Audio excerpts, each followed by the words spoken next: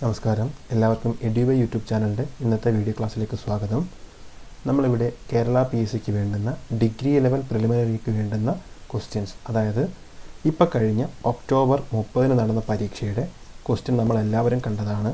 PSC അടിമുടി മാറിയിരിക്കുകയാണ്. അതായത് ക്വസ്റ്റ്യൻസൊക്കെ വളരെ ടഫാക്കി ഒരു UPSC ലെവലിലേക്കൊക്കെ ഏകദേശം പോയിട്ടുണ്ട്. നമ്മളൊട്ടും പ്രതീക്ഷിക്കാത്ത രീതിയിൽ നല്ല ലെവലിലുള്ള എക്കണോമിക്സിൻ്റെയൊക്കെ ക്വസ്റ്റ്യൻസ് അടക്കം വന്നിരുന്നു. അതിലെ കുറച്ച് ക്വസ്റ്റ്യൻസ് എടുത്ത് സോൾവ് ചെയ്തുകൊണ്ട് ആ ക്വസ്റ്റ്യൻ സോൾവ് ചെയ്യുകയും ഇനി വരാൻ പോകുന്ന, അതായത് 13-ാം തീയതി നെക്സ്റ്റ് എക്സാം നടക്കുന്നുണ്ട്, അതിന് വരാൻ സാധ്യതയുള്ള കുറച്ച് ക്വസ്റ്റ്യൻസ് കൂടെ കോർത്തിണക്കിക്കൊണ്ടുള്ളൊരു വീഡിയോ ആണ് ഇന്ന് നമ്മളിവിടെ ചെയ്യാൻ പോകുന്നത്. വീഡിയോയിലേക്ക് കിടക്കാം. വീഡിയോയിലേക്ക് കിടക്കുന്നതിന് തൊട്ട് മുൻപായി ഈ ചാനൽ ആദ്യമായി കാണുന്നവരാണെങ്കിൽ ചാനൽ സബ്സ്ക്രൈബ് ചെയ്യുക. നോട്ടിഫിക്കേഷൻ കിട്ടാൻ വേണ്ടി തൊട്ടടുത്തുള്ള ബെൽ ബട്ടൺ എനേബിൾ ചെയ്യുക. സോ നമുക്ക് വീഡിയോയിലേക്ക് കിടക്കാം. ഒന്നാമത്തെ questions: which of the following objectives related to the Fiscal Responsibility and Budget Management Act FRBMA 2003 are correct? നമ്മുടെ ഈ കഴിഞ്ഞ ഒക്ടോബർ 30 നടന്ന ഡിഗ്രി ലെവൽ പ്രിലിംസിന് ചോദിച്ച ചോദ്യമാണ്. ഇതിനകത്ത് 3 സ്റ്റേറ്റ്മെൻറ്റ് തന്നു. സാധാരണ നമ്മൾ കണ്ടിട്ടുള്ളതാണ് PSCക്കകത്ത് ഇങ്ങനെ ഒരുപാട് വലിയ സ്റ്റേറ്റ്മെൻറ്റുകൾ തന്നിട്ടുള്ള ചോദ്യങ്ങളൊന്നും അങ്ങനെ ചോദിച്ച് കണ്ടിട്ടിരുന്നില്ല. ക്വസ്റ്റ്യൻസ് ഡയറക്റ്റായിട്ട് വന്നുകൊണ്ട് ഡയറക്റ്റ് ഓപ്ഷനുമായിരുന്നു. ഇവിടെ ഈ 3 ഓപ്ഷൻസ് നോക്കി അതിനകത്തൊരു കോമ്പിനേഷൻ കണ്ടെടുത്തുകൊണ്ട് ശരിയും തെറ്റും മനസ്സിലാക്കി അതിൽ നിന്ന് 4 ഓപ്ഷൻസ് സെലക്ട് ചെയ്യുകയാണ് വേണ്ടുന്നത്. നോക്കിക്കോളൂ. ഒന്നാമത്തെ സ്റ്റേറ്റ്മെൻറ്റ് പറഞ്ഞേക്കുന്നത് fiscal deficit is to be reduced to 5% of the GDP. Gross domestic product ആണ് ഉദ്ദേശിച്ചിരിക്കുന്നത്. 2, complete elimination of the revenue deficit. മൂന്നാമത്തെ statement greater transparency in fiscal operations. എന്നിട്ട് 4 ഓപ്ഷൻസ് കൊടുത്തിട്ടുണ്ട്. only 1 and 2, only 2 and 3, only 1 and 3, all of the above. ഇത് നോക്കുക. ഇത് മനസ്സിലാക്കുന്നതിന് തൊട്ട് മുമ്പ് എന്താണ് FRBMA? കഴിഞ്ഞ എക്സാം ആണെങ്കിൽ കൂടി ജസ്റ്റ് ഒന്ന് അറിഞ്ഞിരിക്കുക. FRBMA എന്ന് പറഞ്ഞാൽ fiscal responsibility and budget management act എന്നാണ്. ഇത് ഈ കറണ്ട് സെനറി ഇപ്പോഴത്തെ കാലഘട്ടത്തിൽ അതിൻ്റെ പെട്ടെന്നുള്ളൊരു പ്രാധാന്യം വരാൻ കാര്യം എന്താണെന്ന് വെച്ച് കഴിഞ്ഞാൽ നമ്മളെല്ലാവരും വളരെയേറെ കഷ്ടപ്പാട് നിറഞ്ഞ കോവിഡിൻ്റെ ഒരുപാട് സാഹചര്യങ്ങളിൽ കൂടെ കടന്നു പോയിക്കൊണ്ടിരിക്കുകയായിരുന്നു. അപ്പോൾ ഇവിടെ അതുമായിട്ട് ബന്ധപ്പെട്ട് കുറേ ഇമ്പോർട്ടൻസ് ഉണ്ട്. This is to ensure that fiscal stimulus in wake of COVID-19 does not get deterred by FRBM considerations. Kerala's current fiscal position: Kerala can borrow about ₹25,000 crore during the financial year 2020-2021. അപ്പോൾ ഈ പറയുന്ന ഒരു ഫിനാൻഷ്യൽ ഇയറിൽ 25,000 കോടിയാണ് കടമെടുക്കാൻ പറ്റുന്നത്. അപ്പം ആ ഒരു ഇമ്പോർട്ടൻസ് എന്തുകൊണ്ടാണെന്ന് മനസ്സിലാക്കുക. അടുത്തത്, Kerala has announced an emergency relief package of worth ₹20,000 crore to mitigate the impact on livelihoods and overall economic activity from the sweeping steps taken to battle the COVID-19 pandemic, including the latest 21-day nationwide lockdown. The state has proposed to borrow as much as ₹12,500 crores from the market at the start of the financial year April-March. ഇനി FRBMA എന്താണെന്നറിയാൻ പറഞ്ഞു. ഇതാണ്ട് ഇവിടെ നമ്മൾ പറഞ്ഞിരുന്നു fiscal responsibility and budget management act ആണെന്ന് പറഞ്ഞിരുന്നു. ഇത് enact ചെയ്യപ്പെട്ടത് ഓഗസ്റ്റ് 2003 ഇതിനകത്ത് കുറേ ഒബ്ജക്റ്റീവ്സ് ഉണ്ട്. ഇവിടെ ഞാൻ എളുപ്പത്തിൽ വായിച്ചു പോവുകയാണ്, കാരണം ഇത് കഴിഞ്ഞ ക്വസ്റ്റ്യനാണ്. എങ്കിലും ഈ കീ പോയിന്റുകൾ നിങ്ങൾ എഴുതിയെടുത്ത് പഠിക്കുക. ഇതിനകത്ത് ഇവിടെ വായിച്ചു നോക്കുമ്പോൾ കാണാൻ കഴിയും. It aims to make the central government responsibility for ensuring intergenerational equity in fiscal management and long term macro economic stability.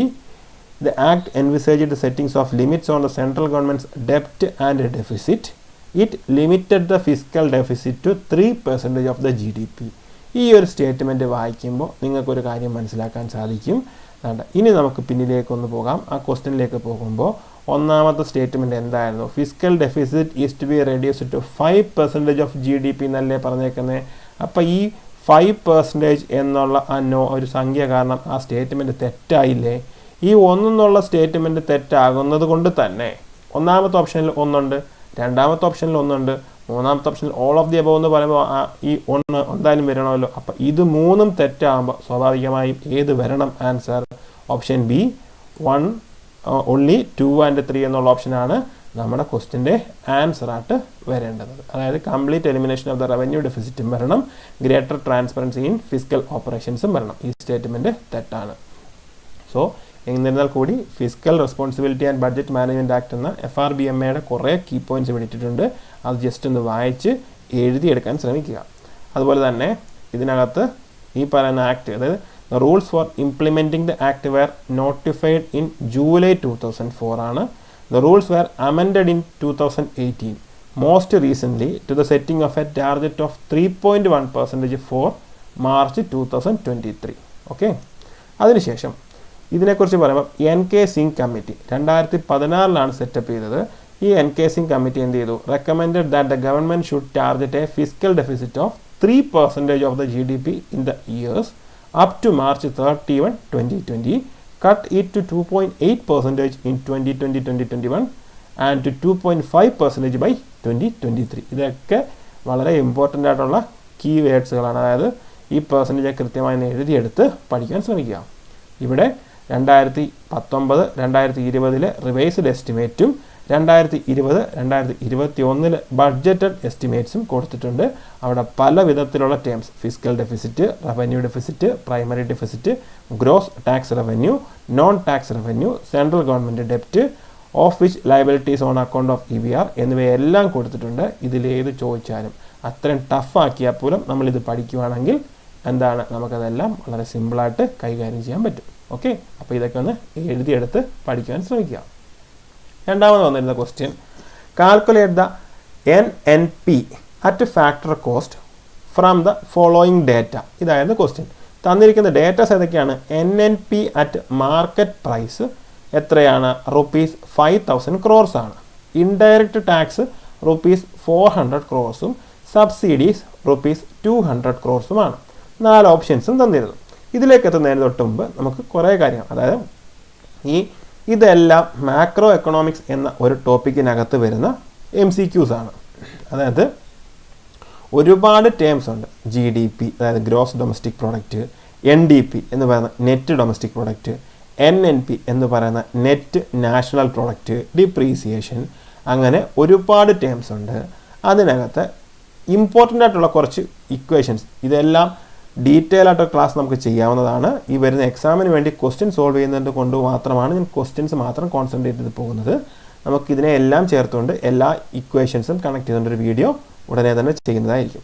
അപ്പം നെറ്റ് ഡൊമസ്റ്റിക് പ്രോഡക്റ്റ് എന്ന് പറയുന്നത് GDP മൈനസ് ഡിപ്രീസിയേഷൻ ആണ്. നെറ്റ് നാഷണൽ പ്രോഡക്റ്റ് എന്ന് പറയുന്നത് GDP minus depreciation plus NFIA ആണ്. ഇനി ഇവിടെ തന്നേക്കുന്ന എന്താണ്? Net national product at factor cost ആണ് കണ്ടുപിടിക്കേണ്ടത്. അതാണ് NNPFC എന്ന് എഴുതാൻ പറ്റും.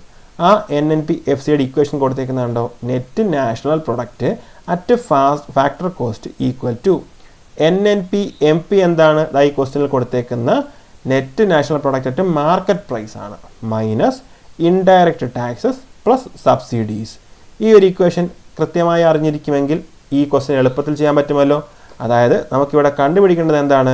Net national product at factor cost ആണ് കണ്ടുപിടിക്കേണ്ടത്. തന്നിരിക്കുന്നത് എന്താണ്? Net national product at master price തന്നിട്ടുണ്ട്. അത് 5000 കോടിയാണ്. ആ 5000-ൽ നിന്നും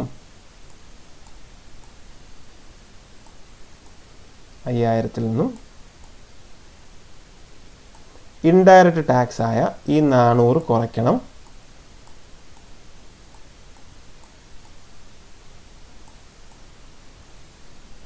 കൂടാതെ സബ്സിഡിയായ 200 കൂട്ടുകയും വേണം അല്ലേ?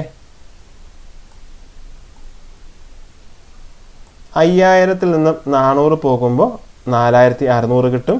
അതിൻ്റെ കൂടെ ഒരു 200 കൂട്ടുമ്പോൾ 4800 എന്നായില്ലേ ആൻസർ. സോ ആൻസർ ഏതാണ്? ഓപ്ഷൻ സി ആണ്. ₹4,800 crores ആണ് നമ്മുടെ ആൻസർ. അടുത്ത മൂന്നാമത്തെ ക്വസ്റ്റ്യനിലേക്ക് പോകുന്നു. The major instruments used by Reserve Bank of India to control credit include. ഒന്നാമത്തത് ബാങ്ക് റേറ്റ്, രണ്ടാമത്തത് വേരിയബിൾ റിസർവ് റിക്വയർമെൻറ്റ്സ് ആയ CRR ആൻഡ് SLR, മൂന്നാമത്തെ ഓപ്ഷൻ ഓപ്പൺ മാർക്കറ്റ് ഓപ്പറേഷൻസ്. ഇത് നോക്കുമ്പോൾ ഒരു ബാങ്കിൻ്റെ പ്രവർത്തനങ്ങളെ ബാധിക്കുന്ന അല്ലെങ്കിൽ അതിൻ്റെ ക്രെഡിറ്റ് കൺട്രോൾ ചെയ്യുന്ന മേജർ ഇൻസ്ട്രുമെൻറ്റ്സ് എന്ന് പറയുന്നത് ഇത് മൂന്നും വരും. അതായത് ബാങ്ക് റേറ്റും വരും, വേരിയബിൾ റിസർവ് റിക്വയർമെൻറ്റ്സ് ആയ CRRഉം SLRഉം വരും, ഓപ്പൺ മാർക്കറ്റ് ഓപ്പറേഷൻസ് എല്ലാം വരും. അപ്പം സോ ആൻസർ ഏതാണ്? All are correct. Option A ആണ് നമ്മുടെ ആൻസർ വരുന്നത്. Option A. ഓക്കെ, അടുത്ത ക്വസ്റ്റ്യനിലേക്ക് പോകുമ്പോൾ among the major objectives of some 5-year plans in India, which one is in a correct ascending or chronological order? ഒന്നാമത് കൊടുത്തേക്കുന്നത് inclusive growth, രണ്ടാമത് കൊടുത്തേക്കുന്നത് ഇൻഡസ്ട്രിയലൈസേഷൻ, റാപ്പിഡ് ഇൻഡസ്ട്രിയലൈസേഷൻ, മൂന്നാമത് കൊടുത്തിരിക്കുന്നത് അഗ്രികൾച്ചറൽ ഡെവലപ്മെൻറ്റ്, നാലാമത് കൊടുത്തിരിക്കുന്നത് പോവർട്ടി എറാഡിക്കേഷൻസ്. അപ്പോൾ ഇത് 5-year പ്ലാൻസ് എന്നൊരു മേഖല കേരള PSCക്ക് പണ്ട് തൊട്ടേ വളരെ ഇമ്പോർട്ടൻ്റ് ആണ്. നമ്മളെല്ലാവരും ഒരുപാട് കാര്യങ്ങൾ ഹാരോൾഡ് ഡോമർ പ്ലാൻ എന്നും PC മെഹലനോബിസിനെ കുറിച്ചും ഒക്കെ ഡീറ്റെയിൽ ആയി പഠിച്ചിട്ടുള്ളതാണ്. അപ്പോൾ ഓരോ 5-year പ്ലാൻസിൻ്റെയും പ്രധാനപ്പെട്ട ഒബ്ജക്റ്റീവ്സ് എടുത്ത് പഠിക്കുമ്പോൾ നമ്മൾക്ക് എല്ലാവർക്കും അറിയാം ഈ അഗ്രികൾച്ചറൽ ഡെവലപ്മെൻറ്റ് ആയിരുന്നു എന്ത് ഒന്നാമത്തെ 5-year പ്ലാനിനകത്തുള്ളത്. അപ്പോൾ 3 ആണ് നമ്മുടെ സ്റ്റാർട്ടിങ് എങ്കിൽ ഈ 3 ഓപ്ഷൻസും 3 A, B, D 3യിൽ തുടങ്ങുന്നതാണ്. അവിടെ തന്നെ C ക്യൂറ്റ് ചെയ്ത് കളയാൻ പറ്റും. രണ്ടാമത്തെ ഏരിയ, അതായത് ഇതിപ്പം ഒന്നാമത്തെ 5-year പ്ലാനിൽ തുടങ്ങി കണ്ടിന്യൂസ് ആയിട്ട് പോവെങ്കിലും ഇടയ്ക്കിടയ്ക്ക് ഗ്യാപ്പ് ഇട്ട്, അതായത് കണ്ടിന്യൂസ് ആയിട്ടുള്ള 5-year പ്ലാൻസിൻ്റെ ടേംസ് അല്ല ഇവിടെ ചോദിച്ചേക്കുന്നത്. ഈ കൊടുത്തിരിക്കുന്ന ഓപ്ഷൻസിൽ അസെൻഡിങ് അല്ലെങ്കിൽ ക്രോണോളജിക്കൽ ഓർഡർ ആണ് ചോദിച്ചിരിക്കുന്നത്. അപ്പോൾ ഇവിടെ നോക്കുമ്പം ഒന്നാമത് വരേണ്ടത് അഗ്രികൾച്ചറൽ ഡെവലപ്മെൻ്റ് ആണ്. 3 ആണല്ലോ. തൊട്ടടുത്ത സ്റ്റേജ് വരേണ്ടത് റാപ്പിഡ് ഇൻഡസ്ട്രിയലൈസേഷൻ ആണ്. അപ്പോൾ 3 കഴിഞ്ഞാൽ 2. അപ്പോൾ സോ ഇവിടുന്ന് ഡിയും കട്ട് ചെയ്ത് കളയാമല്ലോ. അടുത്ത ടേം വരേണ്ടുന്നത് ഇൻക്ലൂസീവ് ഗ്രോത്ത് ആണ്. അപ്പോൾ സ്വാഭാവികമായും നോക്കിക്കോളൂ 3, 2, 1, 4 പോവർട്ടി എറാഡിക്കേഷൻ ലാസ്റ്റ് വരുന്നതാണ്. അപ്പോൾ ആൻസർ ഏതാണ്? ഓപ്ഷൻ എ ആണ് ആൻസർ. ഇനി കറണ്ട് അഫയേഴ്സ് റിലേറ്റഡ് ആയിട്ടൊരു ക്വസ്റ്റ്യൻ ആണ്. Nobel Price for Economics in 2020 was awarded to Paul R.Milgrom and Robert B.Wilson for their contribution in. 4 options കൊടുത്തിട്ടുണ്ട്. Option A improvements to option theory and inventions of new option formats. Option B behavioural economics. Option C integrating technological innovations in to long run macro economic analysis. Option D experimental approach to alleviating global poverty. ഇതിനകത്ത് ഈ option തിയറിയുമായി ബന്ധപ്പെട്ട് option formats, അതായത് എന്താണ് improvements to option theory and inventions of new option format ആണെന്ത് correct answer. So answer is option A. ഇത്രയും ഈ പറഞ്ഞ 5 ചോദ്യം വരെ നമ്മുടെ ഒക്ടോബർ 30 നടന്ന ഡിഗ്രി ലെവൽ പ്രിലിംസിൻ്റെ ക്വസ്റ്റ്യൻസിൽ ചോദിച്ചതാണ്. സോ ഇവിടെ നിന്നും കുറച്ചേറെ സെലക്ട് ചെയ്ത ക്വസ്റ്റ്യൻസ് കൂടി ചേർത്തിണക്കുകയാണ് ഈ വീഡിയോയ്ക്കകത്ത്. അടുത്ത question, an important indicator of a nation's well being is. ഇതെല്ലാം എക്കണോമിക്സിനകത്തെ ടേംസ് ആണ്. GDP, GNP, GNI, GDP or GNP, ഇങ്ങനെ കുറേ ടേംസ്. അതായത് ഗ്രോസ് ഡൊമസ്റ്റിക് പ്രോഡക്റ്റ് ആണോ, ഗ്രോസ് നാഷണൽ പ്രോഡക്റ്റ് ആണോ, ഗ്രോസ് നാഷണൽ ഇൻകം ആണോ, growth rate of GDP or GNP ആണോ, ഇതിലേതാണ് ഒരു നേഷൻസിൻ്റെ വെൽ ബീയിങ്ങിൻ്റെ ഇമ്പോർട്ടൻ്റ് ഇൻഡിക്കേറ്റർ എന്നാണ് ചോദ്യം വന്നിരിക്കുന്നത്. അപ്പം ഇതിലേതാണ്? Option A gross domestic product ആണ്. ആ ഗ്രോസ് ഡൊമസ്റ്റിക് പ്രോഡക്റ്റിനെ കുറിച്ചൊരു ഡെഫിനിഷൻ ഇവിടെ കൊടുത്തിട്ടുണ്ട്. GDP measures the output and income during A given year. അതായത് വരവ് ചിലവ് കണക്ക് എന്ന് പറയുന്ന രീതിയിൽ ഔട്ട്പുട്ടും ഇൻകവും തന്നിരിക്കുന്ന ഒരു വർഷത്തെ കണക്കെടുക്കുകയാണെങ്കിൽ അതിനെയാണ് എന്തെന്ന് പറയുന്നത് GDP അല്ലെങ്കിൽ ഗ്രോസ് ഡൊമസ്റ്റിക് പ്രോഡക്റ്റ് എന്ന് പറയുന്നത്. It defines the production based on geographical location of production and not supplied by the citizens of a country as the GNP does. So answer ഏതാണ് ഇവിടെ? Option A gross domestic product ആണ് answer. അടുത്ത question, real GDP. ഇങ്ങനെ ഈ GDP തന്നെ പല terms ആയിട്ട് എടുത്ത് ചോദിക്കും. ഇതെല്ലാം കൺഫ്യൂസിങ് ആണ്. Real GDP is A measure of A countries dash. അതായത് റിയൽ GDP എന്ന് പറയുന്നത് ഒരു കൺട്രിയുടെ എന്തിൻ്റെ മെഷറാണ്. 4 ഓപ്ഷൻസ്: വെൽത്ത്, മണി, എക്കണോമിക് ട്രാൻസാക്ഷൻസ്, ഫിസിക്കൽ ഔട്ട്പുട്ട്. അപ്പം ആൻസർ വരുന്നത് ഓപ്ഷൻ ഡി ഫിസിക്കൽ ഔട്ട്പുട്ടാണ് ആൻസർ വരുന്നത്. ഇനി ഇവിടെ കുറേ കാര്യങ്ങൾ പറയുന്നുണ്ട്. Wealth is found on balance sheets. അപ്പം ഇതൊക്കെ വേണമെങ്കിൽ ചോദിക്കാം. It is A stock variable വെറാസ് real GDP is A flow variable. അപ്പോൾ സ്റ്റോക്ക് വേരിയബിൾ നിന്നും ഫ്ലോ വേരിയബിൾ നിന്നും രണ്ട് ടേംസ് കിട്ടിയിട്ടുണ്ട്. One form of wealth is money which is likewise a stock variable. Economic transactions is much too broad including inter alia, intermediate sales, sales of assets, illegal transactions, etc. Nominal GDP corrected for changes in the price level is a measure of the volume of country's physical output per year. ആ ഒരു സ്റ്റേറ്റ്മെൻറ്റിൽ തന്നെ കൃത്യമായി കൊടുത്തിട്ടുണ്ട്. ആ statement വൈസാണ് ചോദ്യം ചോദിച്ചിരിക്കുന്നത്. കണ്ടല്ലോ. അപ്പോൾ ആൻസർ ഏതാണ്? ഓപ്ഷൻ ഡി, ഫിസിക്കൽ ഔട്ട്പുട്ടാണ്. Next question. An increase in the nominal GDP by 6% can corresponds to. അതായത് തൊട്ട് മുമ്പ് നമ്മൾ പറഞ്ഞിട്ടുള്ള GDP തന്നെ പല രീതിയിൽ വന്നുകൊണ്ടിരിക്കുകയാണ്. ആ ഒരു നോമിനൽ GDP 6% ഇൻക്രീസ് ആയാൽ ഈ പറയുന്ന ഓപ്ഷനിൽ എന്ത് സംഭവിക്കും എന്നാണ് ചോദ്യം. 4 ഓപ്ഷൻസ് ഉണ്ടല്ലോ. A decrease of real GDP by 4% and increase of prices by 10%. An increase of real GDP by 9% and increase of prices by 3%. An increase of real GDP by 5% and decrease of prices by 1%. A decrease of real GDP by 3% and increase of prices by 3%. ഇവിടെ നമുക്ക് ഒരു equation ഉണ്ട്. GDP deflator inflation equal to nominal GDP growth rate minus real GDP growth rate.